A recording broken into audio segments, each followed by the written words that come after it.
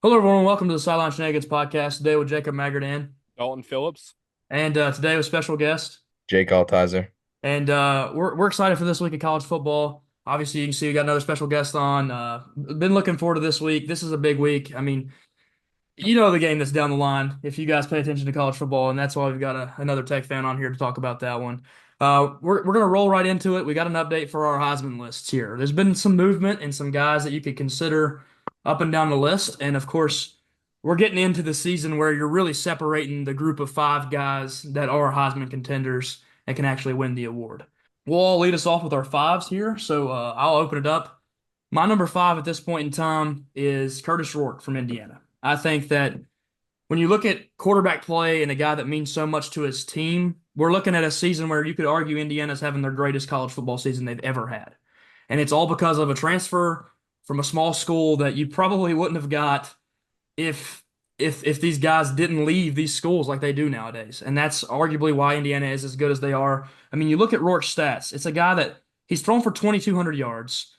He's only played in 7 games now, 8 games now. He actually had to have surgery on his thumb, and then missed the rest of that game and a full game after the surgery. And now he's back and rolling again. And again, I think that guy, even with missed games, he means so much to this team that he would be my five. Dalton, if you want to go ahead and give us your five. Yeah, call me crazy. I'm putting Dylan Sampson in there. Look at all them touchdowns. I mean, go Vols. That's my Vol I got to put in there. Give your Vol respect. I'm okay with that. Jake, if you want to give us your five. Yeah, number five's the receiver from Arizona, Teteroa McMillan. He's got Yep. 63 receptions for 1,066 yards, but he's of course behind Travis. Yeah. There's no way he'll secure it, I don't think. But he still deserves some credit there. He's only got 6 TDs too. Yeah, I think Tetaroa, when you're talking about absolute dominant receivers, I think he's the number one guy when it comes to this next draft class at the receiver position. I assume Travis Hunter Mhm. will be playing corner in the NFL. I think McMillan is a guy that could warrant a top five pick in next year's draft. He's 6'4". He runs routes with the best of them, and you can space him out and put him at wide out, and that's the kind of position that you see those guys go in is that top five, top 10 range. And yeah, I like him a lot. He's been a guy that I've talked about a lot this season as a top tier receiver, and I like that as a pick at five. Jake, if you want to go ahead and go right into your four here. But yeah, number four, I got Dylan Gabriel there for Oregon. I saw recently that he's just tied the second NCAA all-time touchdown record for 177, which is crazy. So he's got to be on there somewhere. He's definitely, I think, the second best quarterback in college football right now. Yeah, I'm going to go ahead and follow up on that. I also have Dylan Gabriel at four. He is a guy that has played a lot of college football. If you remember Dylan Gabriel's name, this was the guy playing at UCF in 2018. He fractured his leg in one of the worst injuries I've seen on a football field and missed an entire season of football. He's now since then bounced from UCF to Oklahoma and now to Oregon. Of course, he is one of the best quarterbacks in the country. He's a guy that has a 74.8% completion percentage, and that's just unheard of in college football. It's unheard of in football in general to be that accurate. He also has a little bit of a running ability. He's broke off a couple big runs this year. So, yeah, he does everything for them. Dalton, if you want to go ahead and give us your four. Yeah, I'm gonna make it a sweep at the four spot. I'm going Dylan Gabriel also. He's just, I mean, he's so good with the ball, and he's one of the reasons why that Oregon team's so good. Yeah, leading the number one offense in the country. Yep. Looking at the third spot on my list here, it to me, I've separated these three guys at the bottom to the top guys at the top of the board. I'm gonna have Cam Ward here. Again, I want to see a different position. I want to see a different position win the Heisman this year. So to me, you know who I'm spacing out at two and one. So I'm gonna have Cam Ward at three. This is a guy that he's leading an undefeated Miami team. Every single week they appear to score 40 to 50 points. He's unbelievable. He makes it look easy when he's playing football. He plays probably the most relaxed game I've seen out of most quarterbacks. He's also thrown for 3,146 yards. That is unbelievable. I mean, there's very few quarterbacks at the 3,000 mark at this point of the season. He's looking at a season where he could possibly throw for 4,000 yards, especially if they go to a conference championship game. And then, of course, on top of that, he's throwing for 350 yards per game. He also can get out of the pocket and make plays with his legs. To me, the way he looks when he runs kind of reminds me of Kyler Murray when he ran the ball. But of course, he's nowhere near as good of a threat. He's just a tiny little guy and gets out of bounds and really doesn't ever take hits. He's very smart when he gets out of the pocket. Dalton, if you want to give us your three. Yeah, I'm gonna go Cam Ward also. He's just so like nonchalant. Like he's like the ultimate nonchalant guy there. he's not like one of those guys running back and forth. He's just Yes. sitting there. He finds something open. He's throwing the ball. If not, he's just going to take a little short run and slide. That's what he does. Yeah, and he never appears to be scared, like you said, Yep. very nonchalant in the pocket. Jake, if you want to give us your three. Yeah, this is probably gonna be another sweep, I think, and probably our next three are gonna be similar. But I got Cam Ward as well. I mean, he has a 91.7 QBR. Yeah, That is ridiculous being 9 games into the season. yeah. He's easily leading the nation, and I think he's definitely the best quarterback in college football by far. Yeah, I would have to agree with you for sure. Again, he is what has turned around this Miami football team. This was a team last year that finished the year with four straight losses after something happened in the game we're talking about today.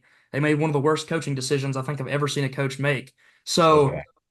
with going out and getting a Washington State transfer, a guy that hadn't had a lot of hype coming into this season. Now, people knew he was going to be really good, but people didn't know how good he was going to be. He's now talked himself into potential number one pick. I mean, that is the odds of him going there were practically zero coming into this season. So what he's done is really turned around his entire career as a player. Going into our two spot, again, I think we might all agree on this. Jake, I'll let you lead us. Yeah, I have Travis Hunter.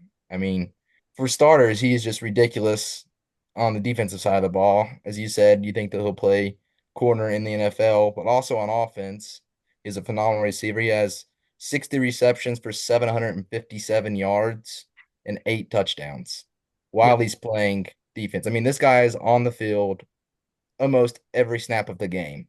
He on the season so far has played. He did miss a game and he missed some time in a game due to the injury that Mm, he had suffered. But on most, if you take out those two games on the season, he's playing over 90% of the snaps on offense and defense. And again, this is a guy that if they needed him in a big moment come playoff time, you throw him on the field on special teams and maybe let him return a kick or go out and make a play there because he's just so dynamic as an athlete overall. Dalton, I'll let you go ahead and go with your number two. Yeah, call me crazy. Guess who I'm putting here? Ashton Genty. I mean, Hmm. I'm going crazy here. This it call, but I'm just going to say I'm not saying as of right now. I'm looking towards the future here. I think that Ashton Genty falls off a little bit, and then you finally just look at Travis Hunter and you see how good of an athlete that guy is. I'm hinting at my first guy there, obviously, but I'm just saying. Yeah, of course. Okay. So we don't sweep here, and but of course we both still had, the top we had the top two guys the exact Yeah, same as in who they were. For me, the reason I have Hunter at two is his defensive side of the ball, like Jake mentioned, a guy that will be playing NFL on that side. Again, I assume there's a lot of scouts that have said he's going to end up being a corner, and you look at the stats that he's put up at corner. You mentioned the receiver stuff. At corner, he's got 21 tackles. Again, that's not a lot because guess who they don't target? Travis Hunter. They don't throw his way. And also has two interceptions and a forced fumble that when we talked about this last time, that forced fumble was to win a football game in overtime. So he makes plays when it matters most. And his two interceptions, one of them was an absolute highlight reel interception. And then he had interceptions like that last year where he was making plays left and right. He has an instinct to go after the ball. On top of that, he leads college football in pass breakups. So he's getting targeted amongst the lowest amount of guys in football. He doesn't get targeted much at all, and he's still leading in pass breakups. So when they throw at him, it's very, very few completions throwing his way. Leading into the one, Dalton, I'll go ahead and let you say your one because we just talked about him. yep. Mr. Travis Hunter, the best athlete in college football, and there's no doubt about that. He's elite on both sides of the ball. Look at his defensive side, and I mean the man can still catch the ball and score touchdowns. You Yeah. can't ask anything else out of an athlete in college football. Yeah, no, that you really can't. I mean, truly, this is the first time we've ever seen this much Yep. production on both sides. Of And that's course, why I put him at one. we've had guys in the past to do this. We actually had Heisman winners do this, and not near the level he does it. There was a guy that I saw mentioned the other day that played linebacker and running back his freshman year, and that was in recent memory. That was about 5, 6, 7 years ago.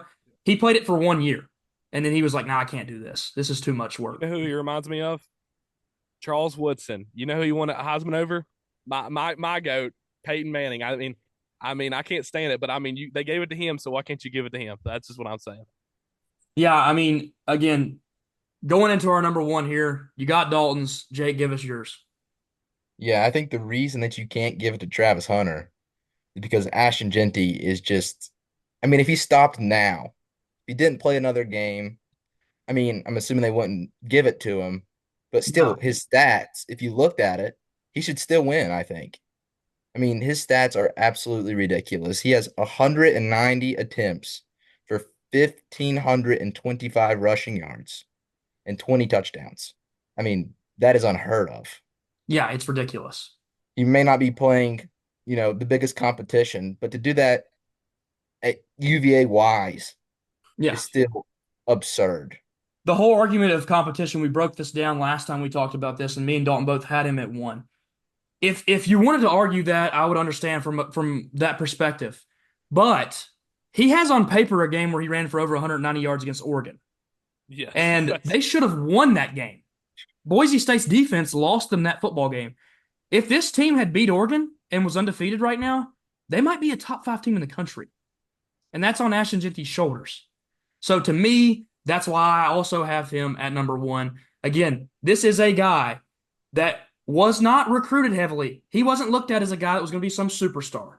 Well, guess what? This offseason, every single college called him and said, "We've got millions waiting on you if you come down here and play for us." He decided, "I want to stick with the school that trusted me and believed in me from the start." That's the kind of guy I think deserves Heisman. The kind of guy that he wants it. I mean, he wants it. To stay at Boise State, first of all, you're not getting the eyes you're getting if you go to Alabama. You're not getting the eyes that you're going to get if you go to Georgia. And that spot at Georgia was wide open. They gave it to ETN, but guess who they called? Ashton Genty. And he declined it and said, "I'm staying here. I'm staying true to the guys." So again, I respect that. And to me, that's why he would get it. And Jake, you're 100% right. If he stopped right now, he'd win the Doak Walker. He could stop right now and be the best running back in college football with three Yeah, games left. Everybody else could put up 3 games worth of stats, and he's getting that award. So absolutely. when you have that on paper, to me, I don't see how he doesn't win it. But again, this is a quarterback's award. And all three of us could be completely delusional. And these two guys that we think are so great could be right behind the quarterbacks because that's just how the award is turned into, unfortunately. But again, I'm really hoping that they've seen this season from Genty. They've seen this season from Hunter. And again, I want one of those two guys to win it. I think they just deserve it. It's super cool when a guy can do what those two guys are doing. Yeah, I hope they both stay healthy, Mhm. like a couple years ago, Hidden Hooker, transferred to Tennessee. He was on the talk about being Heisman. an ACL. That's all it takes. I mean, something like that happens. I mean, you never know when it's going to happen. I mean, look at his injury. He was just, I mean, like he was trying to scramble and nobody even tackled him. He just broke towards ACL and then it was over for him. Probably wouldn't have won the Heisman that year too. Yeah, he definitely had a great chance. It was Yep. one of the biggest wins in Tennessee football history because they finally broke that curse, and the public image was on them because at that point in the season they were a playoff team. That hurt them so much because again coming back to the conversation of injury, like you said, we've seen injury. We've seen Hunter go down for a game and miss a full game and miss half a game, and he's still putting up the stats he's putting up. Genty, he is wearing a big brace on his elbow right now and really don't have a whole lot. I mean, he said it's so much pain every time he gets tackled when he gets hit because he's taken 30 plus carries in the last 2 games and he still ran for over 140 yards with this injury. And again, he's taken shots left and right all year. I mean, you know every team is dogpiling on him because that's the guy that they know can beat him. If you take him out, it's definitely a far easier team to beat. And again, I respect the heck out of him for staying in Boise State and not going somewhere else and taking the money. And really, he's now going to make that money because guess what? He's a first round draft pick next year in the NFL. So again, I respect that out of him, and he's my Heisman right now.